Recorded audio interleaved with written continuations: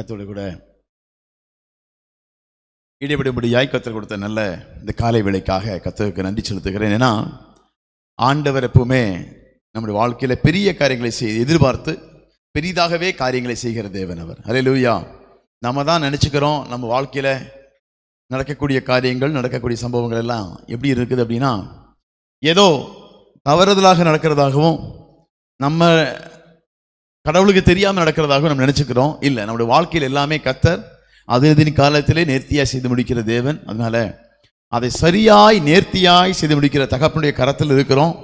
அதை பெற்றுக்கொள்வதற்கு ஒரு வழி என்ன அப்படின்னா ஜெபம். அதுதான் அவருடைய சமூகத்தில் பெற்றுக்கொள்வதற்கான ஒரு வழி என்று சொல்லி ஆண்டவர் வச்சிருக்கிற ஒரு திட்டத்தை நாம் எப்போ புரிஞ்சு கொள்கிறோமோ அப்பத்தான் நம்முடைய வாழ்க்கையிலே அவர் விருப்பங்கள் நம்ம வாழ்க்கை நிறைவேறும். அல்லேலூயா. அப்போ ஏன் நம்ம ஜெபிக்கிறோம், ஏன் நம்ம கர்த்தர் சமூகத்தில் அமர்ந்திருக்கிறோம் அப்படின்னா, என்னை நோக்கி கூப்பிடு உனக்கு மறு உத்தரவு கொடுப்பேன். அப்ப அவரை நோக்கி கூப்பிடாம நமக்கு வாழ்க்கையில பதில் கிடைக்காது. அவருக்கு தெரிவிக்காம வாழ்க்கையில விடுதலை கிடைக்காது. அவர் அப்படின்னா அவர் அதுக்கு நம்ம கூப்பிடும் போதும் அதுல சில ஒழுங்குகள் இருக்குது. எப்படிப்பட்ட ஜெபத்திற்கு கர்த்தர் பதில் கொடுக்கிறார், அது உள்ளத்தின் ஆழம் அது எப்படி இருக்குது, அதோட நம்பகத்தன்மை அல்லது அதோட உறுதித்தன்மை, அதோடைய உண்மையான நிலவரம் என்னங்கிறத கர்த்தர் பார்த்து தான் நம்முடைய வார்த்தைகளுடைய அலம்பல்கள் அல்ல, உள்ளத்தின் ஏக்கத்தை பார்த்து தான் கர்த்தர் பதில் கொடுக்கிறவராக இருக்கிறார். அல்லேலூயா. அதனால அப்படிப்பட்ட நம்முடைய வாழ்க்கையிலே கர்த்தர் எப்படி பதில் கொடுப்பார், என்ன செய்ய போறாரு அப்படின்னு தெரிஞ்சால் மட்டும்தான் நாம் ஜெபிக்கிற ஜெபங்கள் நம்முடைய அந்த கோணல் மாணலாக இருக்கிறது தேவையில்லாதெல்லாம் நீக்கிவிட்டு அதாவது களிம்பில்லாமல் ஜெபிக்கிற ஜெபம் சுத்தமான ஜெபமாய் மாறுகிறது.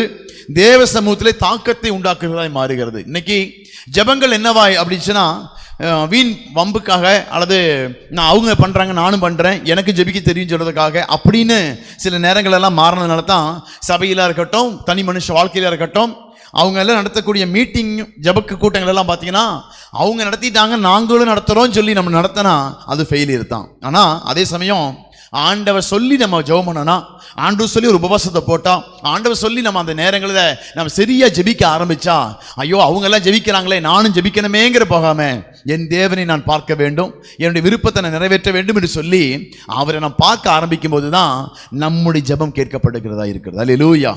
அப்போ நம்முடைய சிந்தைகள் சில மாற்றங்கள், நாம் என்னெல்லாம் பண்ணமோ என்ன பண்ண வேண்டும் என்று நினைக்கிறோமோ அதிலே சில மாற்றங்கள் வேண்டும் என்று கர்த்தர் விரும்புகிறார். இந்த நாளிலும் ஒரு வசனத்தில் வாசிக்கலாம். ஜெபிக்கிறதுக்கான ஒரு காரியம், ஜெபிக்கிறதுக்கான ஜெபத்தின் தேவன் எதிர்பார்க்கிற குவாலிட்டி என்ன அப்படிங்கிறத நம்ம பார்த்தா மட்டும்தான் நம்முடைய ஜெபம் அப்படி மாறும்போது தான் கர்த்தர் பதில் கொடுக்கிறவராக இருக்கிறார். அல்லேலூயா. இந்த உபவாச நாளிலும் நம்ம எல்லாம் உபவாசத்தோடு வந்திருக்கிறோம். கர்த்தர் சமூகத்தில் தேசத்திற்காக, சபைக்காக, குடும்பத்திற்காக, தனிநபர்களுக்காக ஜெபிக்க வந்திருக்கிறோம். நம்முடைய ஜெபங்கள் ஒரு எல்லாரும் பண்ணக்கூடிய ஜெபத்தை போல நம்முடைய ஜெபம் இருந்துச்சுன்னா கண்டிப்பா நான் சொல்றேன் கேட்கப்படாது. எல்லாரும் ஜெபிக்கிற மாதிரி நம்மளும் ஜெபிச்சா நம்ம ஜெபம் கேட்கப்படாது. ஏன்னா அவங்க ஜெபம் கேட்கப்படுறது இல்லைன்னு தான் என்னோட நம்பிக்கை. ஏன்னா கர்த்தர் சொல்லுகிற ஒழுங்குக்குள்ள ஒரு மனுஷன் வந்தா மட்டும்தான் அவனுடைய வாழ்க்கையில கர்த்தர் செய்ய நினைச்சது நடக்குமே தவிர, இல்லைன்னு வச்சுங்களேன் எல்லாருக்கும் மழை பெய்யறது போல, நல்லவருக்கும் பொல்லாருக்கும் மழை பெய்யறது போல எல்லாருக்கும் சில நன்மைகள் கிடைக்கும். அதனால நான் என் ஜெபத்தையும் கர்த்தர் கேட்கிறாருங்கிறது அல்ல, அது எல்லாருக்கும் தான் கிடைக்குதே நன்மை. எல்லாருக்கும் தான் மழை பெய்யும் போது விசுவாசிகள் மட்டும் பெய்யுது இல்லை இல்லை, உலகத்தான் நல்லது ஆண்டவர் பிள்ளைகள் மட்டும் தான் பெய்யுதா இல்லை இல்லை. அதே போல நன்மைங்கிற ஒரு கடமைங்கிற இதில் எல்லாருக்கும் கிடைக்கிறத ஒழிய நம்முடைய வாழ்க்கையிலே சில காரியங்களை பெற்றுக்கொள்ள வேண்டும், சாதிக்க வேண்டும், தேவ சமூகத்தில் தேவனை குறித்து அறிந்து கொண்டு அவர் விருப்பத்தை நிறைவேற்ற வேண்டும் என்று சொன்னால் என்ன பண்ண வேண்டும் என்பதை குறித்து இந்த நாளில் பார்க்க போகிறோம். கொஞ்சம் கவனமாக கேட்போம். ஏன்னா அப்போ தான் அந்த வசனங்கள் நமக்கு புரியும். 2 சாமுவேல்ல 21வது அதிகாரத்தில் 2 சாமுவேல் 21வது அதிகாரத்தை 14வது வசனத்தை வாசிக்கலாமா? சவுலின் எலும்புகளையும் அவன் குமாரனாகிய யோனத்தானின் எலும்புகளையும் பென்யமின் தேசத்து சேலா ஊரில் இருக்கிற அவன் தகப்பனாகிய கீசின் கல்லறையில் அடக்கம் பண்ணுவித்தான். அங்க பாருங்க, சவுலின் எலும்புகளையும் அவன் குமாரனாகிய யோனத்தானின் எலும்புகளையும் பென்ஜமின் தேசத்து சேலா ஊரில் இருக்கிற அவன் தகப்பனாகிய கீசின் கல்லறையில் அடக்கம் பண்ணுவித்தான். ராஜா கட்டளையிட்டபடி எல்லாம் செய்தார்கள். அதற்கு பின்பு தேவன் தேசத்திற்காக செய்யப்பட்ட வேண்டுதலை கேட்டருளினார். அதற்கு பின்பு தேவன் தேசத்திற்காக செய்யப்பட்ட வேண்டுதலை கேட்டார். அல்லேலூயா. அப்ப தேவன் கேட்டருளினார் என்று அங்க வேதம் சொல்லியிருக்கிறது. எப்ப கேட்டாராமா? அங்க பாருங்க, அதற்கு பின்பு தேவன் தேசத்திற்காக செய்யப்பட்ட வேண்டுதலை கேட்டறினார் என்று வேதம் சொல்கிறது. அப்ப நாம ஜெபம் பண்ண வச்சிருக்கிறோம். எதுக்கு வந்திருக்கிறோம்? தேசத்துக்காக, சபைக்காக, அடுத்தவர்களுக்காக ஜெபம் பண்ண வந்திருக்கிறோம். நம்ம ஜெபம் கேட்கப்பட வேண்டும் என்று சொன்னா நாம் என்ன செய்ய வேண்டும்? அங்கே கர்த்தர் கேட்டிருக்கார் என்னதான்? அதற்கு பின்பு தேவன் தேசத்திற்காக செய்யப்பட்ட வேண்டுதலை கேட்டருளினார். அப்ப தேவன் சமூகத்துல ஜெபம் கேட்கப்பட வேண்டும் என்று சொன்னா சில காரியங்கள் செய்தா மட்டும்தான் நம் ஜெபம் கேட்கப்படும். அப்ப அதுவரை ஜெபிச்சிருக்கிறாங்க, அந்த ஜெபம் கேட்கப்படவில்லை. ஏன் கேட்கப்படவில்லை? அவங்க அந்த வசனமே நமக்கு தெளிவா சொல்லுது. அப்படின்னா ஜெபம் கேட்கப்பட்டா என்ன நடக்கும்? ஜெபம் கேட்கப்பட்டா என்ன நடக்கும்? நான் எப்படி ஜெபிச்சா கர்த்தர் கேட்பாரு? நாம இதுவரை ஜெபிச்சுட்டு இருக்கிறோமே, ஏன் பதில் வரல? அப்பா அவங்களுக்கும் நிறைய நேரங்களில் ஜெபிச்சு தான் இருந்திருக்கிறாங்க, அந்த ஜனங்கள் ஜெபிச்சு தான் இருக்கிறாங்க. ஆனா அதுவரை கர்த்தர் பதில் கொடுக்கவே இல்லை என்று வேதம் தெளிவாய் சொல்லி இருக்கிறது. அப்ப தேசத்திற்காக இருக்கட்டும், நம்முடைய வாழ்க்கையில ஏன் மாற்றம் வர்றதில்லை, ஜெபிச்சா ஏன் நடக்கிறது இல்லை அப்படின்னா நாம் செய்ய வேண்டிய ஜெபம் முன்னால சில மாற்றங்கள் நமக்கு தேவை. அல்லேலூயா. அந்த வசனத்தை அந்த ராஜா கட்டளையிட்டபடி எல்லாம் செய்தார்கள். அதற்கு பின்பு தேசத்தில் செய்யப்பட்ட வேண்டுதலை கேட்டறினார். அல்லேலூயா. முதலாவது என்ன பண்ணுமா? ராஜா கட்டளையிட்டபடி எல்லாம் செய்தார்கள். முதல்ல நாம் எப்படி ஜெபம் பண்ணணும் அப்படின்னா, ராஜா சொன்ன மாதிரி நீ செய்துட்டு அதுக்கப்புறம் வந்து ஜெபம் பண்ணுவோம், ஜெபம் கேட்கப்படும். அல்லேலூயா. பண்றதெல்லாம் அளப்பறையா இருக்கும், பண்றதெல்லாம் நம்முடைய இஷ்டத்தபடியே பண்ணிடுவோம். வந்து முடிச்சதுக்கு அப்புறம் என் ஜெபம் கேட்கப்படணும் அப்படின்னு சொன்னா அங்கே கேட்கப்பட போவதில்லை. அதான் ராஜா கட்டளையிட்டபடி எல்லாம் செய்தார்கள். அதற்கு பின்பு தேவன் தேசத்திற்காக செய்யப்பட்ட வேண்டுதலை கேட்டருளினார்.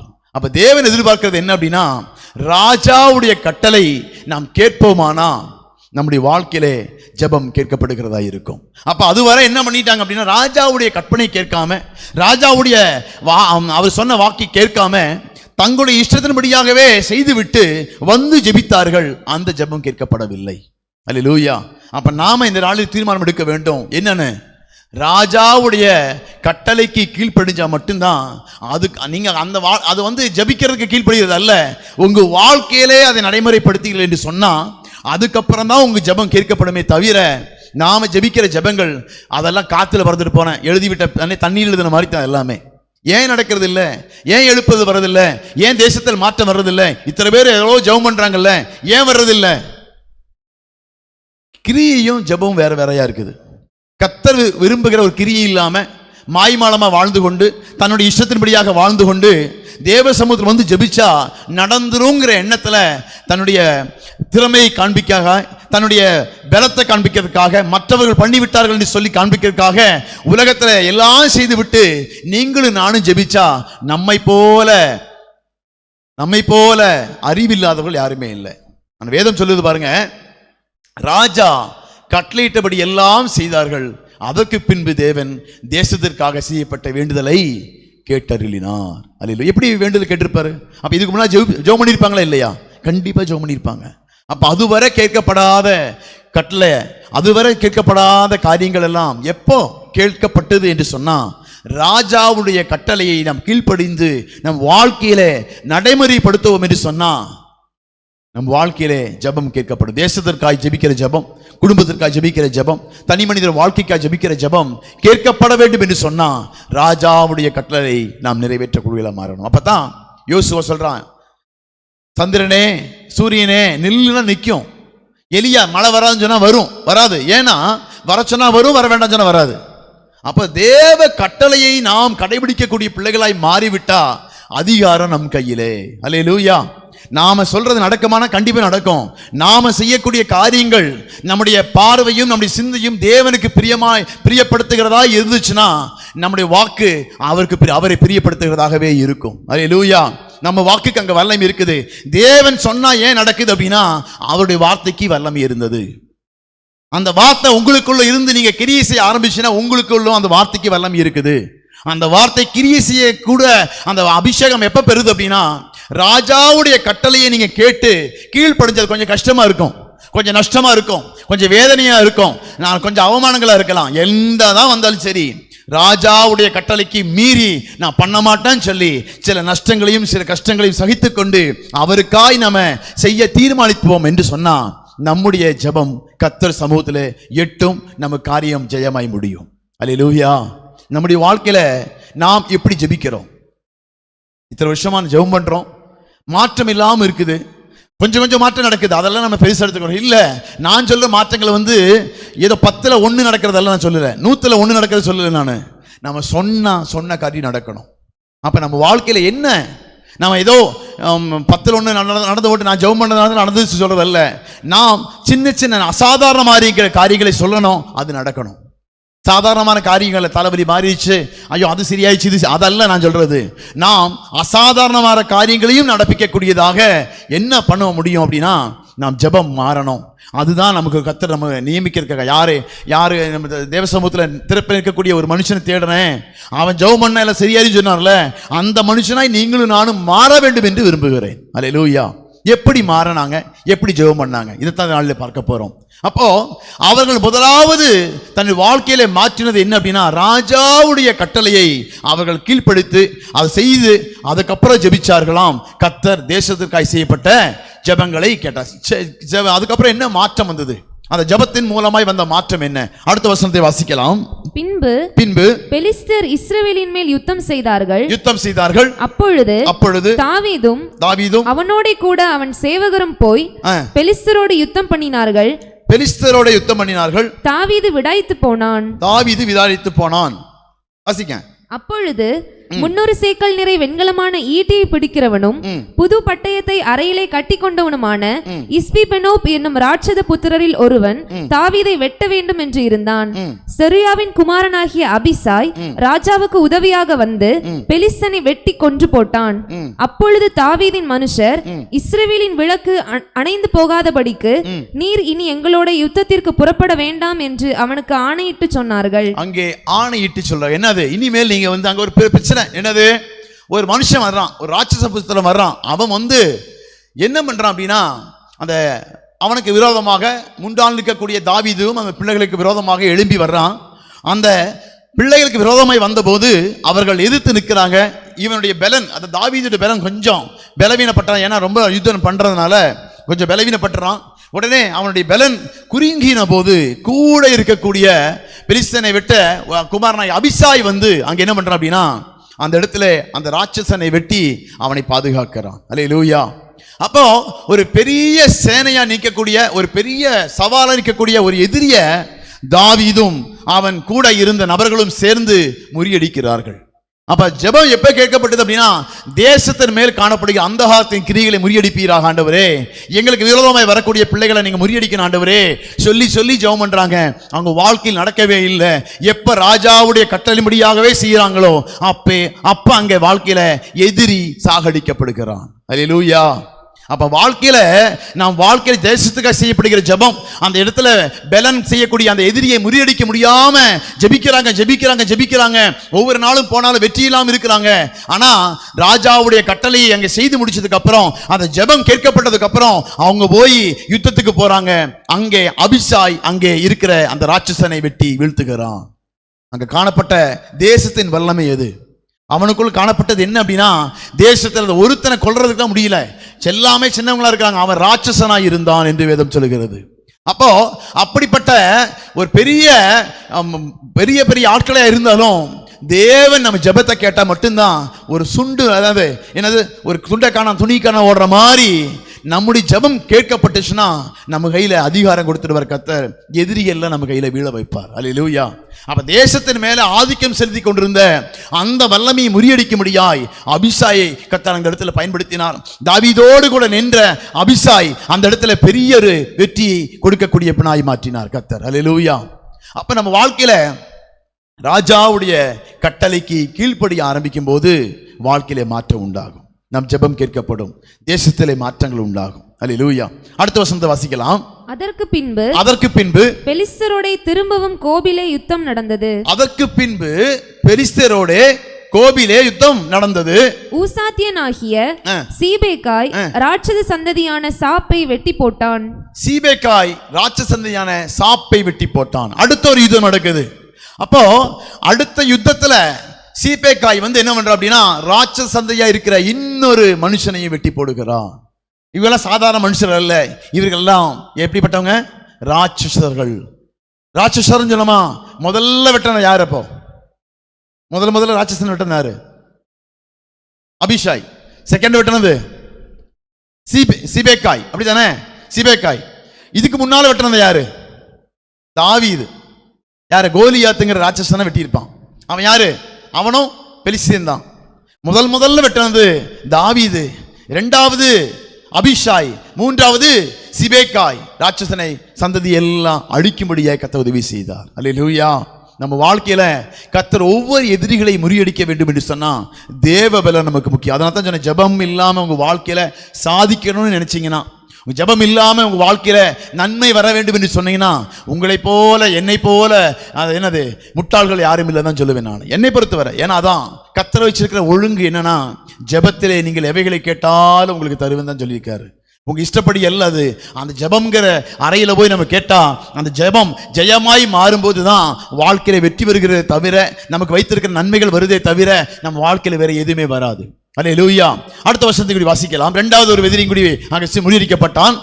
மூன்றாவது இன்னும் வேறொரு யுத்தம் கோபிலே உண்டான போது, பெலிஸ்தரோடு இன்னும் வேறொரு யுத்தம் கோபிலே உண்டான போது, யாரே யொர்க்குமின் குமாரனாகிய எல்கானான் என்னும் பெத்லெகேமியன் காத் ஊரானாகிய கோலியாத்தின் சகோதரனை வெட்டினான். அங்க பாருங்க, எல்கானான் என்றும் பெத்லெகேமியனாகிய காத் ஊரானாகிய கோலியாத்தின் சகோதரனை வெட்டினான். அப்ப கோலியாத்தை தாவீது வெட்டனா, கோலியாத்தின் சகோதரனை எல்கானான் வெட்டனா. அல்லேலூயா. அப்ப நம்ம வாழ்க்கையில எல்லா எதிரிகளையும் வெட்ட வேண்டும் என்று சொன்னா கர்த்தர் நம்ம ஜெபத்தை கேட்கணும். கர்த்தர் வாழ்க்கையில கிரியை செய்யணும். கர்த்தருக்கு பிரியமா நாம நடக்க ஆரம்பிக்கும் போது, செய்ய ஆரம்பிக்கும் போது நம்ம ஜெபத்துக்கு கர்த்தர் பதில் கொடுக்கிறவராய் இருக்கிறார். அப்பதான் நம் வாழ்க்கையில காணப்படுகிற எதிரிகள் வீழ்த்தப்படுகிறார்கள். நாம இதுவரை மேற்கொண்டு வந்த, இதுவரை நமக்கு நம்மளுடைய வாழ்க்கையில எதிர்கொண்டு வந்த எதிராக இருந்த எந்த எதிரியா இருந்தாலும் அங்கே வெட்டப்படுவதற்கு தேவன் ஒரு களத்தை உருவாக்குகிறார், ஒரு ஒரு யுத்தத்தை உருவாக்குகிறார். அந்த இடத்துல எல்லாம் தாவீதோடு இருந்தவர் யாரோட இருக்கார்? எல்கானாவோடு இருந்தவர். ஒவ்வொருத்தருக்கா அபிஷாயோடு இருந்து கர்த்தர் அந்த எதிரிகளை முறியடிக்கும்படியாய் கர்த்தர் உதவி செய்கிறார். அல்லேலூயா. அங்க எதிரிய மேற்கொள்றது நம்ம இல்லைங்க, கர்த்தர் கொடுத்த கட்டளையின்படியாய் வாழக்கூடிய நம்ம கர்த்தர் பயன்படுத்துறாரு. பின்னாலிருந்து செயல்படுத்தக்கூடிய யாரு அப்படின்னா கர்த்தர் தான் அங்க எதிரியெல்லாம் முறியடிக்கிறார். அல்லேலூயா. அப்ப நம்முடைய வாழ்க்கையில தேவன் கொடுக்கிற விடுதலை பெற்றுக்கொள்ள வேண்டும் என்று சொன்னா தேவ கட்டளை மிக மிக முக்கியமானது. ராஜாவுடைய கட்டளை, தேவ கட்டளை சொல்றது காட்டிலும் ராஜா நமக்கு கொடுத்திருக்கிற கட்டளை மிக மிக முக்கியமான ஒன்று. அங்கே தேவன் பெரிய காரியங்களை செய்கிறார். நேரம் இல்லாத அடுத்த வருஷத்துக்கு வாசிக்கலாம். இன்னும் ஒரு யுத்தம் காத்தூரிலே நடந்தபோது, அங்கே நெட்டையனான ஒரு மனுஷன் இருந்தான். அவன் கைகளில் அவ்வாறு விரல்களும் அவன் கால்களில் அவ்வாறு விரல்களும் ஆக 24 விரல்கள் உள்ளவன். இவனும் ராட்சத பிறவியா இருந்து, அவனுக்கு பிறவியே வித்தியாசமான பிறவி. என்னது? எல்லாருக்கும் 5, ஒரு கையில் 5 விரல் தான் இருக்கும், ஒரு காலில் 5 விரல் தான் இருக்கும். ஆனா இவனுக்கு 6 விரல், 6 காலில் சரி கையில சரி எல்லாம் 6 இருந்ததுனால அவன் விரல் எப்படி ஆச்சு? 24 விரல் உள்ள ஒரு ராட்சச பிறவியா இருந்தான். இருந்து இஸ்ரவேலை நிந்தித்தான். தாவீதின் சகோதரனான சீமேயாவின் குமாரனாகிய யோனத்தான் அவனை வெட்டினான். யோனத்தான் வந்து அந்த ராட்சசனை வெட்டி அங்கே முறியடிக்கிறான். அல்லேலூயா. அப்போ இங்க பாத்தீங்கன்னா தாவீதின் சகோதரனாகிய சீமேயின் குமாரனாகிய யோனத்தான் அவனை வெட்டி அந்த நெட்டையான மனுஷன், அந்த பிறவியிலே விகாரமாயிருக்கக்கூடிய அந்த மனுஷனையும் அவன் வெட்டி என்ன பண்றான்? அங்கே அழிக்கிறான். அப்ப எப்பேற்பட்ட எதிரியா இருந்தாலும் கர்த்தர் ஒரு டோர் ஓபன் பண்ணனா மட்டும்தான் நம்ம ஒவ்வொன்றா வெட்ட முடியுமே தவிர, நாம் அதுக்கு முன்னால் இருந்து என்னதான் முட்டினாலும் நம்ம அவங்களுக்கு முன்னால் என்ன பண்ணுவோம்? நம்ம வீழ்ந்து தான் போவோம், நம்ம பலவீனப்பட்டு தான் போவோம். அப்ப அடுத்த வருஷத்துக்கு வாசிக்கலாம். இந்த 4 பேரும் காத்தூரிலே ராட்சதனுக்கு பிறந்தவர்கள். இந்த காத்தூரிலே ராட்சதனுக்கு பிறந்தவர்கள். அப்ப ஒருத்தன் நல்ல ராட்சதனுக்கு பிறந்தவன். மொத்தம் 5 பேரு. முதல்ல கோலியாத் என்ன பண்ணிட்டான்? தாவீது வெட்டிட்டு அந்த காத்தூர்ல தான் வந்தான், புரியுதா? அப்ப முதல்ல வெட்டின ஒரே ஒரு கோலியாத்தை மட்டும்தான் தாவீது வெட்டி அந்த ஊருக்கு வெற்றி வாங்கி கொடுத்தான். அதுக்கப்புறம் தேசத்துல மாற்றம் வந்தது, அந்த தேசத்துல அவன் ராஜாவாய் அங்கீகரிக்கப்பட்டது, அந்த தேசம் அடிமைத்தனத்திலிருந்து மீட்கப்பட்டது. ஆனா அதுக்கப்புறம் பேலன்ஸ் செய்து கொண்டிருந்த அந்த காத்தூரின் இன்னும் 4 என்ன இருக்குது, எதிரிகள் இருந்தார்கள். அவர்கள் தேசத்தின் ஆசீர்வாதத்துக்கு தடையாய் இருந்தார்கள். அப்ப இந்த தேசத்திற்காக ஜெபம் பண்ணிட்டே இருக்காங்க, ஆண்டவரே ஒரு எதிரி நீங்க வெட்டிட்டீங்க, தாவீதை கொண்டு வெட்டிட்டீங்க, இன்னும் இருக்கக்கூடிய எதிரிகள் எல்லாம் எங்களுக்கு ஜெயத்தை கொடுத்து தேசத்துல அமைதி கொடுங்க, சமாதானத்தை கொடுங்க, சந்தோஷத்தை கொடுங்க, தேசத்துல ஒரு விடுதலை கொடுங்க சொல்லி ஜெபம் பண்ணிட்டே இருக்கிறாங்க. ஆனா ராஜாவின் கட்டளை இப்படியாய் அவர்கள் செய்யவில்லை, அவர்கள் மாறி செய்தார்கள். அவங்க வாழ்க்கையில வெற்றி இல்லை. எப்பொழுது ராஜாவுடைய கட்டளைக்கு அவர்கள் கீழ்ப்படிஞ்சு எப்போ அதுக்கு ஒப்பு கொடுத்தாங்களோ கர்த்தர் ஜெபத்தை கேட்டார். ஒவ்வொரு எதிரியாக கர்த்தர் முறியடித்தார். அந்த 4 பேரும் காத்தூரிலே ராட்சதனுக்கு பிறந்தவர்கள். இவர்கள் தாவீதின் கையினாலும் அவன் கேவரின் கையினாலும் மடிந்தார்கள். அங்க பாருங்க, தாவீதின் கையினாலும் அப்படின்னு தாவீது யாரும் சட்டனானா? இந்த 4 பேர்ல யாரும் சட்டனானா?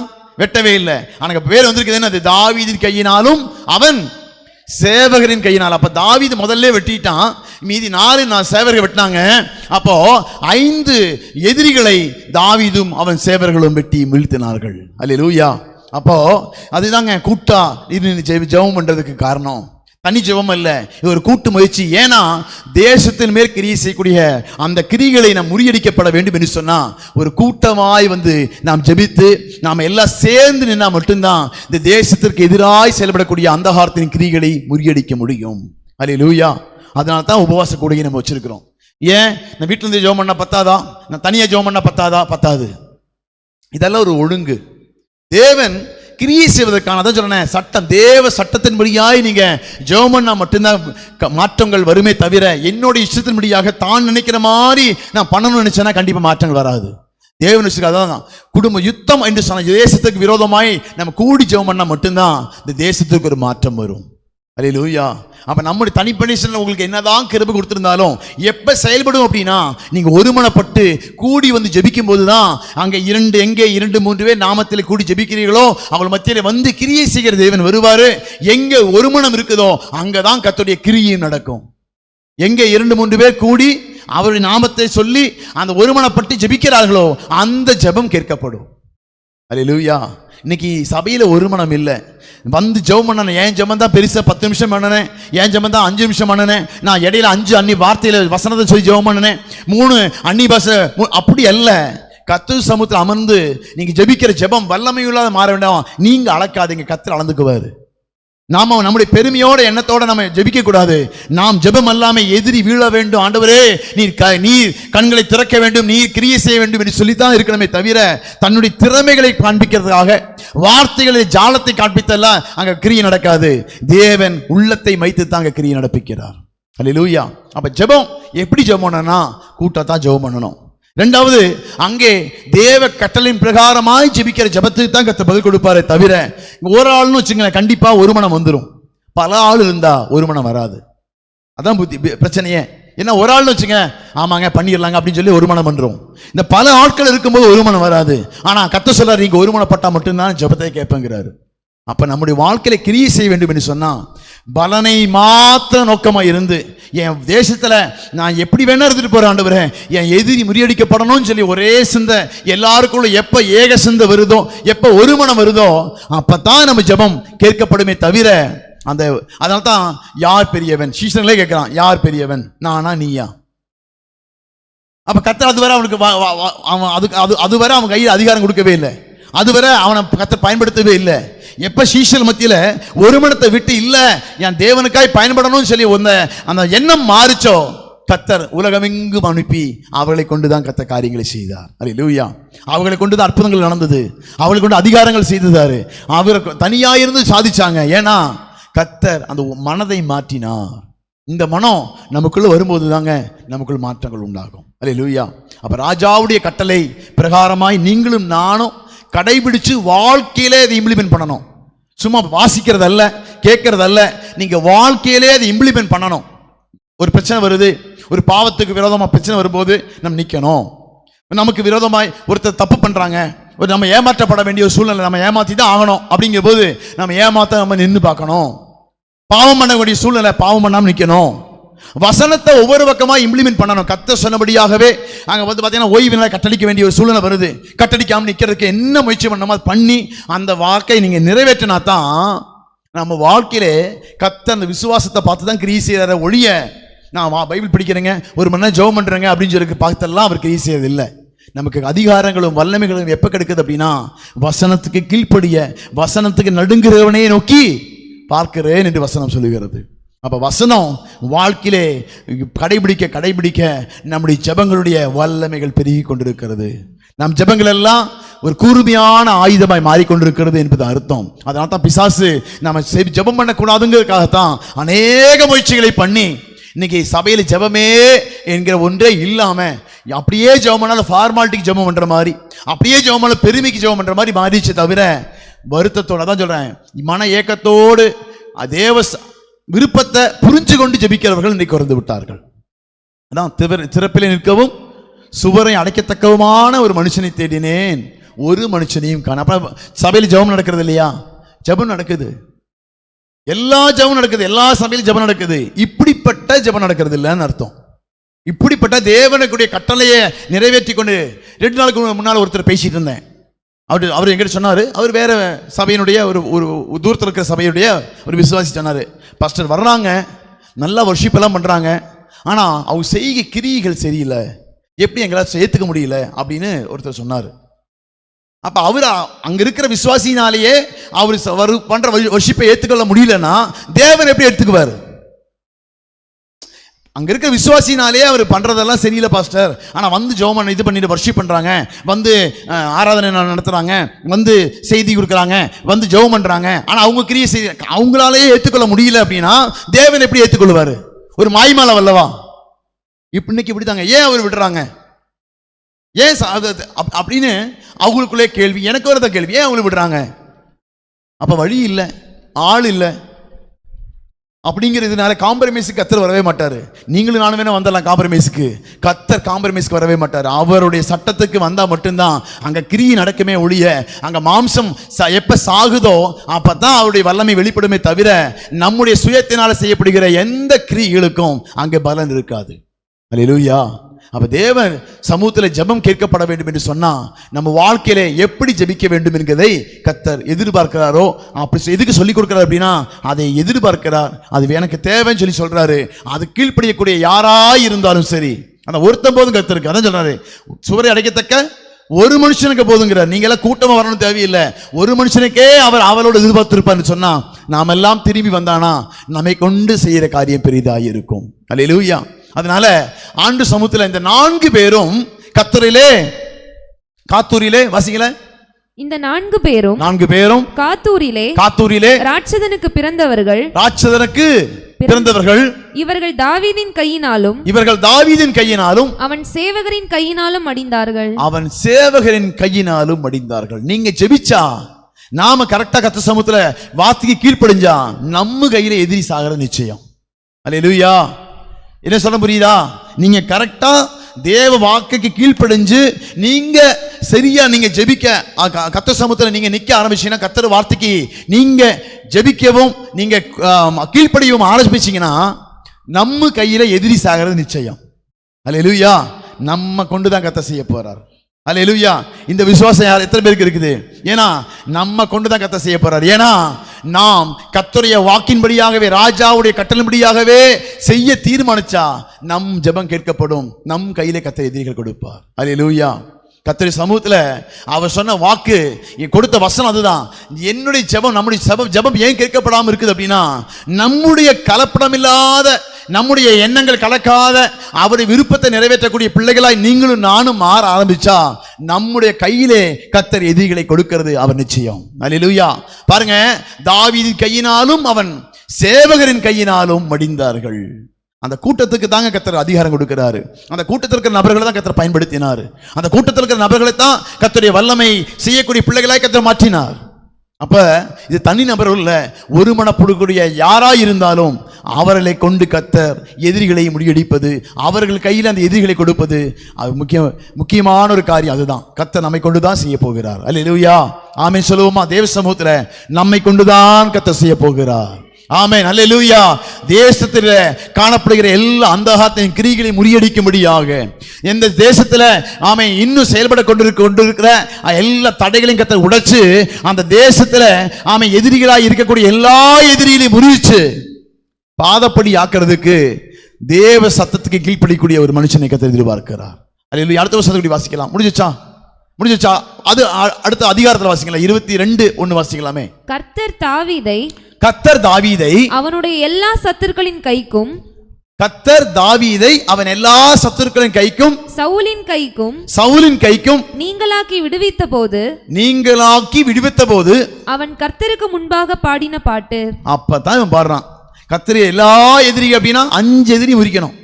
சொல்ல போனா ஆவிக்குரிய எதிரியும் முறிக்கணும். எல்லா எதிரியும் முறிச்சதுக்கு அப்புறம் தாவீது பாடுற பாட்டு தான் அங்க வசனங்கள் போடுது.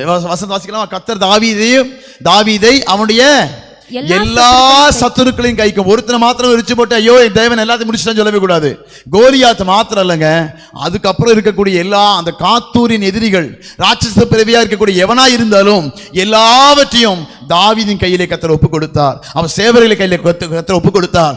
அப்பொழுது அவன் பாடின பாட்டானது சவுலின் கைக்கு நீங்களாக்கி விடுவித்த போது அவன் கர்த்தருக்கு முன்பாக பாடின பாட்டு. வாசிங்களேன்.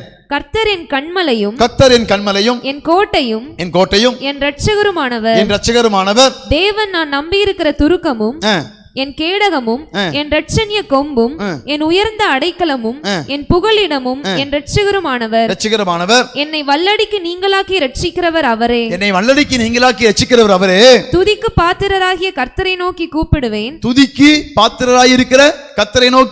கூப்பிடுவேன். அதனால் என் சத்துருக்களுக்கு நீங்களாக்கி ரட்சிக்கப்படுவேன். அப்போ நாம ஆராதிக்கும் போது கர்த்தரை எப்படி முறியடிப்பார்னா நாம துதிக்கணும், நாம ஜெபிக்கணும், நாம தேவ சமூகத்துல கோத்து என்ன பண்ணணும். அப்ப சொல்ற பாருங்க, நான் கர்த்தரை நோக்கி என்ன பண்ணேன், துதிச்சு கூப்பிட்டேன். கர்த்தர் எல்லா எதிரியும் முறியடிக்க கிருபை தந்தார். கர்த்தரே முறியடித்தார்னு அந்த வசனம். துதிக்கு பாத்திரராகிய கர்த்தரை நோக்கி கூப்பிடுவேன். அதனால் என் சத்துருக்களுக்கு நீங்களாகி ரட்சிக்கப்படுவேன். அப்ப இதுதாங்க பாட்டு. எல்லா எதிரி முறியடிச்சதுக்கு அப்புறம் தான் அவன் பாடுறான். எல்லா சத்துருக்களுக்கும் நீக்கினார் என்று பாடுறானா அதுக்கு முன்னால் நீக்கிட்டார். நம்ம பாடுற பாட்டெல்லாம் அப்படி இருக்கா? நாம் அந்த வார்த்தை சொல்லும் போது அது பிரயோஜனமா இருக்குதா அப்படின்னு பார்த்தா இல்ல. நான் அது தாவீதுக்கு சரியா இருக்குதே ஒழிய உங்களுக்கும் அந்த அந்த அதிகாரம் எடுத்து ஃபுல்லா வாசிச்சு பாருங்களேன். அவன் எப்படி எல்லாம் கர்த்தரை துதிச்சான் என்று சொல்லி. அவன் தேசத்தில் காணப்படுகிற சத்துருக்குள்ள ஜெபத்தை கர்த்தர் இதுவரை அவனுக்கு முறியடிக்கவே இல்லை. எப்ப முறியடிச்சார் அப்படின்னா ராஜாவுடைய கட்டளைக்கு கீழ்ப்படிஞ்ச போது அவன் சத்துருக்குள் தேசத்தில் காணப்பட்ட எல்லா எதிரிகளையும் முறியடிச்சதுனால அவன் தேவனை நோக்கி பாடி கர்த்தருக்கு நன்றி செலுத்தினான். அல்லேலூயா. அப்ப தேசத்துல எல்லா சத்துருக்களும் முறியடிக்கப்பட்ட போதுதான் அவன் வர வர வர கர்த்தர் கூடவே இருந்து பலத்து அந்த சமஸ்த இஸ்ரவேலுக்கு மாத்திரம் இல்ல அங்க இருக்கக்கூடிய எல்லா நபர்களுக்கும் ஒரு பெரிய நல்ல ராஜாவாய் மாறினது என்ன அப்படின்னா அவன் கர்த்தருக்கு பிரியமான காரியங்களை செய்ய ஆரம்பிச்ச போதுதான். தாவீதும் கூட இருக்கிற நபர்களும் கர்த்தருக்கு பிரியமான காரியத்தை செய்ய ஆரம்பித்தார்கள். அவர்கள் வாழ்க்கையிலே கர்த்தர் கிரியை செய்ய ஆரம்பித்தார். அல்லேலூயா. அப்போ நம்ம தேசத்திற்கு நாம் என்ன பண்ண போறோம்? இது காத்தூரிலே நடந்த சம்பவம், இது தாவீதுக்கு நடந்த சம்பவம். நாம் தேவ சமூகத்தில் நம்முடைய ஜெபங்கள் கேட்கப்பட வேண்டும் என்று சொன்னா இதுதான் நமக்கு ரோல் மாடல் எழுதி வைக்கப்பட்டிருக்கிறது. இதன்படியாய் நாம் செய்தா நம்மை கொண்டும் கர்த்தர் செய்ய வல்லவராயிருக்கிறார். அல்லேலூயா. நமக்கு இப்பெல்லாம் இந்த மாம்சத்தின் எண்ணங்கள் நம்ம ஆவிக்குரிய சிந்தை தடுக்கிறதுக்கு காரணம் என்ன அப்படின்னா நம்முடைய வாழ்க்கையில இன்னும் இந்த கர்த்தர் ஜெபத்தை கேட்கறதுக்கு என்ன பண்ணாருன்னா அது ஒரு வசனம் பார்த்து வாசிக்கலாமா? 21வது அதிகாரத்துல 14வது வசனம் வாசிங்களேன். 21:14. சவுலின் எலும்புகளையும் அவன் குமாரனாகிய யோனத்தானின் எலும்புகளையும் பென்யமின் தேசத்து சேலா ஊரில் இருக்கிற அவன் தகப்பனாகிய கீசின் கல்லறையில் அடக்கம் பண்ணுவித்தான். ராஜா கட்டளையிட்டபடியெல்லாம் செய்தார்கள். ஓகே, ஒரு ராஜாவுடைய கட்டளை வச்சு நம்ம பார்த்தோம். இப்போ ராஜாவுடைய கட்டளைப்படியே செய்தார்கள், அப்பாவுடைய கட்டளைப்படி செய்தார்கள், ஏசப்பா விருப்பத்தின்படி செய்தார்கள். அங்கே கர்த்தர் அவன் ஜெபத்தை கேட்டார் என்று வாசிச்சோம். இப்போ வேற ஒரு ஆங்கிள் கூடி பார்க்கலாம். இந்த வசனத்துல சவுலின் எலும்புகளையும் அவன் குமாரனாகிய யோனத்தானின் எலும்புகளையும் பென்ஜமின் தேசத்து சேலா ஊரில் இருக்கிற அவன் தகப்பனாகிய கீசின் கல்லறையில் அடக்கம் பண்ணுவித்தான். ராஜா கட்டளைப்படி எல்லாம் செய்தார்கள். அதற்கு பின்பு தேவன் தேசத்திற்காக செய்யப்பட்ட வேண்டுதலை கேட்டருளினார். இங்க பாருங்க, ஒரு காரியம் நடந்ததுக்கு அப்புறம் தான் அந்த தேசத்துல இந்த மாற்றம் நடக்குது. சவுலின் எலும்புகளும் யோனத்தானின் எலும்புகளும் கல்லறையிலே அடக்கம் பண்ணப்பட்ட பிறகு கர்த்தர் ஜெபத்தை கேட்டார். சொல்ல போனா சவுல் யாரு? சவுல் யாரு? ராஜா, இஸ்ரவேலின் ராஜா, சமஸ்த இஸ்ரவேலுக்கு ராஜாவாக இருந்தான் சவுல். அவனுடைய கிரியை எப்படிப்பட்டதா இருந்தது? தேவனுக்கு விரோதமான கிரியைகள். தேவன் அவனை உருவாக்கினாரு, செய்ய நினைச்சாரு, அவனை கொண்டுதான் செய்யணும்னு நினைச்சாரு. நினைச்ச போது அவன் தன்னுடைய இஷ்டத்தின்படியாக தேவ விருப்பத்தை மாற்றி தன்னுடைய விருப்பத்தை நடைமுறைப்படுத்தினால தேவனுக்கு அருவருப்பானவை மாறிவிட்டான். அவனை கர்த்தர் தள்ளினாரு. அவனுடைய ராஜா, அதை ஏன் சொல்றாங்க அப்படின்னா, ராஜாவுடைய கட்டளையின்படியாய் அப்படின்னா தாவீது தாங்க இரண்டாவது ராஜாவை ஏற்படுத்தப்பட்டான். ஓகே, அப்ப அதுக்கு முன்னால் இந்த ராஜா கட்டித கட்டளை என்ன அப்படின்னா, அவன் சொல்றான், நாம் நல்லதெல்லாம் தேவன் அருவருக்கிறதையும் நம்ம பலி செலுத்தினா கர்த்தர் ஏத்துக்குவாரு. தேவன் அவர் சொல்லிக்காரு பண்ணக்கூடாதுன்னு, இல்ல அவருக்கு வேண்டி நம்ம பண்ணனா அவர் அங்கீகரிச்சுக்குவாரு. நல்ல கொளுத்ததெல்லாம் ஆண்டவர் கேட்டுட்டா பண்ணிடுவாரு அப்படின்னு ஒரு தவறான கற்பனையை, ஒரு தவறான கட்டளையை அந்த ராஜா கட்டளையிட்டு இருந்தான். புரிஞ்சுதா? அதனால தான் அவனுக்கு அழிவே வந்தது. அப்ப தேவன் எதிர்பார்க்கிறதுக்கு விரோதமாக தேவன் உருவாக்கின ஒரு ராஜா சில கட்டளைகளையும் தீர்மானங்களையும் கொடுத்திருந்தான். அந்த நாள கர்த்தர் அவனை வெறுத்தார், அவனை அழித்தார். ஆனா அவன் இன்னும் அடக்கம் பண்ணப்படாம இன்னும் அவனுடைய கட்டளையானது இன்னும் நிலைவேறப்பட்டு கொண்டே இருக்கிறது. அதுக்கப்புறம் உருவாக்கின தாவீது ஒரு புதிய கட்டளை சொல்றான், அவனை போய் அடக்கம் பண்ணு, நான் உனக்கு என்ன சொல்றேனோ அதை மாதிரி செய்யும் சொல்லி தேவனால் அங்கீகரிக்கப்பட்ட ராஜா தாவீது ஒரு கட்டளை கொடுக்கிறான். அப்படி செய்யறாங்க. அப்பதான் என்னாச்சு? தேசத்தில் மாற்றம் வந்தது. புரிஞ்சுதா? ரெண்டு ராஜா இருக்கிறாங்க. ஒன்னு யாரு? சவுல். அவன் ராஜா தான். அவன் சில கட்டளைகளை செய்து என்ன பண்ணியிருந்தான்? தேசத்திலே சில மாற்றங்களை செய்து வச்சிருந்தான். தேவனுக்கு அருவருப்பான காரியங்களை செய்து வச்சிருந்தான். இன்னும் அவன் புதைக்கப்படாம இன்னும் என்ன பண்ணிட்டு இருக்கிறான்? அங்கதான் இருக்கிறான். அதனால அந்த தேசத்தில் மாற்றம் வரல. ஆனா தேவனுடைய மனதை அறிந்த, தேவனால் உருவாக்கப்பட்ட தாவீது வந்ததுக்கு அப்புறம் அவனை புதைக்கிறான், அவன் கட்டளையும் புதைக்கிறான். அப்போ மாம்சமா தேவனுக்கு விரோதமாக இருந்த காரியங்கள் எல்லாம் எப்ப புதைக்கிறோமோ அப்பதான் தேவ திட்டம் நம் வாழ்க்கையில வெளிப்படும். அல்லேலூயா. இது நம்ம வாழ்க்கையில எடுத்துக்கணும்னு வச்சுங்களேன். நாம ஆவிக்குரியவர்களாய் மாறுவதற்கு முன்பாய் உலகத்தின் பிரகாரமாய் வாழ்ந்து கொண்டு இருந்தோம். நமக்கு சில கட்டளைகளும் தீர்மானங்களும் இருக்குது. ஆனா நாம் அதை கொண்டே என்ன பண்ண போறோம் அப்படின்னா, தேவனுடைய விருப்பத்தை நிறைவேற்றுவதற்கான காரியங்களில் ஈடுபட்டு கொண்டிருக்கிறோம். நம்முடைய விருப்பங்கள், நம்முடைய தீர்மானங்கள், நம்முடைய பாரம்பரியங்கள், நம்முடைய எண்ணங்கள், நம்முடைய ஆசைகள், இச்சைகள், இதோடு கூடிய தேவ விருப்பத்தை நிறைவேற்றுறதுக்கு வர்றோம். இந்த ஜெபத்தை கர்த்தர் கேட்பாருன்னா கேட்க மாட்டாரு. இதை நீங்க அடக்கம் பண்ணியே ஆக வேண்டும். நம்முடைய மாம்சத்தையும் நம்முடைய பழைய பாரம்பரியத்தையும் பழைய ராஜாவாய் இருந்த ஆதிக்கம் செலுத்தக்கூடிய தேவனுக்கு விரோதமாய் கட்டளைகளையும் தீர்மானங்களையும் நடப்பிலாக்கின சவுலுடைய எல்லாம் அடக்கம் பண்ணப்படணும். அடக்கம் பண்ணப்பட்டதுன்னா தேவனுடைய புதிதாம் வைராக்கியமான தேவ வல்லமை நமக்குள்ளது வெளிப்படும். நாம சொல்றது கர்த்தர் அதான் புதிய மனுஷனுக்குரிய சுவாபங்கள், தேவனுக்கு பிரியமான காரியங்கள் நம்மளிருந்து வெளிப்படும். அப்போ எப்ப பழைய மனுஷன் அடக்கம் பண்றோமோ அதுவரை தேவனுடைய வாழ்க்கையில நீங்க ஜெபிக்கிற ஜெபம் கேட்கப்படாது. அல்லேலூயா. அப்ப பழைய மனுஷனுக்குரிய நமக்கு தேவனுக்கு அருவருப்பானக்கூடிய எல்லா சுவாபங்களையும் நீங்கள் அடக்கம் பண்ணி தேவனுக்குரிய சுவாபத்துடைய பிள்ளைகளா நீங்கள் மாறி நீங்க ஜெபம் பண்ணனா கர்த்தர் கேட்பார். அல்லேலூயா. அப்ப தாவீதுடைய ஜெபம் ஏன் கேட்கப்பட்டது அப்படின்னா, சவுலுடைய எல்லாவற்றையும் அவன் அடக்கினான். பழைய ராஜாவுக்குரிய எல்லாவற்றையும் அவன் அடக்கினான். புதிய ராஜாவாக இருக்கக்கூடிய தாவீது கட்டளையிடுறான். அதன்படியாகவே ஜனங்கள் செய்யறாங்க. கர்த்தர் அந்த தேசத்திற்கு சேமத்தை கட்டளையிடுகிறார். அல்லேலூயா. அப்ப நம்ம வாழ்க்கையில மாற்றங்கள் வர வேண்டும் என்று சொன்னா பாருங்க செய்தார்கள். அதற்கு பின்பு தேவன் தேசத்திற்காக செய்யப்பட்ட வேண்டுதல்களை கேட்டறினார். அப்ப ஜெபம் கேட்கப்பட வேண்டும் என்று சொன்னா பழைய தேவனுக்கு விரோதமாய் செயல்படக்கூடிய சவுலின் எலும்புகள் எல்லாம் அடக்கம் பண்ணப்பட வேண்டும். அந்த ராஜாவின் கட்டளைகள் எல்லாம் அடக்கம் பண்ணப்பட வேண்டும். அவனுடைய தேவனுக்கு அருவருப்பான காரியங்கள் எல்லாம் அடக்கம் பண்ணப்பட வேண்டும். அவனுடைய காரியங்கள் எல்லாம் எப்போ அடக்கம் பண்ணப்படுதோ அதுக்கப்புறம் தான் பாருங்க ராஜா கட்டளைப்பட்டபடி எல்லாம் செய்தார். அப்ப சொல்றாரு, புதிய ராஜா சொல்றாரு, அந்த ஆவிக்குரிய சிந்தையோடு கூட தான் நாம் ஜெபம் பண்ணணும். ஆவிக்குரிய எண்ணத்தோடு கூட தான் நடந்து கொள்ள வேண்டும். தேவனுக்கு பிரியமானது இதுதான் அப்படின்னு சொல்லும் போது பாரம்பரியம் எல்லாம் அதில் அடங்கிரும். புரியுதா? பாரம்பரியம் எல்லாம் தேவையில்லாத ஒன்றா மாறிடும். அதையெல்லாம் நம்ம குப்பையில போட்டு எப்போ அடக்கம் பண்றோமோ, எப்போ கடலில் போட்டு அடக்கம் பண்றோமோ அதுவரை உங்களுடைய ஜெபங்கள் கேட்கப்படாது, என்னுடைய ஜெபம் கேட்கப்படாது. அல்லேலூயா. அப்ப தேவ சமூகத்துல அடக்கம் பண்ணப்பட வேண்டியது அடக்கம் பண்ணப்பட்டு தேவனுடைய கட்டளைகள் அங்க தேவன் கொடுக்கப்பட்டது அங்க நிறைவேற்றப்படும் போது நம்முடைய ஜெபம் கேட்கப்படும். அல்லேலூயா. இன்னைக்கு ஏன் சபையில் ஒரு மாற்றம் வர்றதில்லை அப்படின்னா, பழைய மனுஷத்துக்குரிய எல்லாம் எடுத்துக்கிட்டு புதிய மனுஷனுக்குள்ள வச்சுக்கிட்டு, சொல்லப்போனால் பழைய ஆலயத்துக்குரிய எல்லாம் அடக்கம் பண்ணாம இந்த புதிய ஆலயத்தை கொண்டு வந்து வச்சா எப்படி நாருமோ அப்படிதான் புதிய ஆலயம் தான். ஆனால் இருக்கிற ஆட்கள் எல்லாம் சிந்தையெல்லாம் எண்ணங்கள் எல்லாம் பழசாவே இருக்குது. ராஜாவுடைய கட்டையெல்லாம் பழசாவே இருக்குது. இல்லை, நாம் ஆவிக்குரியல மாறனா நம் சிந்தை மாற வேண்டும். தேவன் என்ன எதிர்பார்க்கிறாரோ அந்த சிந்தைக்கு நேராக நீங்களும் நானும் வரும்போது நாம் ஜெபிக்கிற ஜெபங்களை கர்த்தர் அங்கீகரிப்பார். அப்போ அது பழசெல்லாம் என்ன பண்ணணும்? புதைக்கணும். தேவையில்லாத எண்ணங்களை என்ன பண்ணணும்? புதைக்கணும். ஆவிக்கு விரோதமாய் செயல்படக்கூடிய எல்லாவற்றையும் நீங்க எப்போ புதைக்கிறீங்களோ அப்பதான் உங்க வாழ்க்கையிலே ஜெபம் கேட்கப்படும்.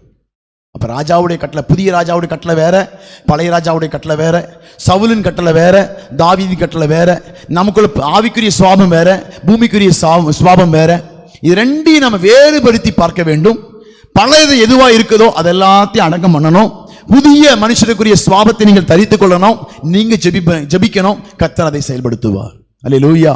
நம்ம வாழ்க்கையில ஜெபம் கேட்கப்படாமல் இருக்கிறதுக்கு கர்த்தர் சொன்ன ஒரே ஒரு வசனம் தான், தேசத்துக்காய் ஜெபம் கேட்கப்பட வேண்டும் என்று சொன்னா ஒரே ஒரு வார்த்தை கர்த்தர் சொன்னார். என்னன்னா, அதற்கு பின்பு தேவன் தேசத்திற்காக செய்யப்பட்ட வேண்டுதலை கேட்டறினார். நம்ம தேசத்துல சில மாற்றங்கள் நடக்க கர்த்தர் விரும்புகிறார்.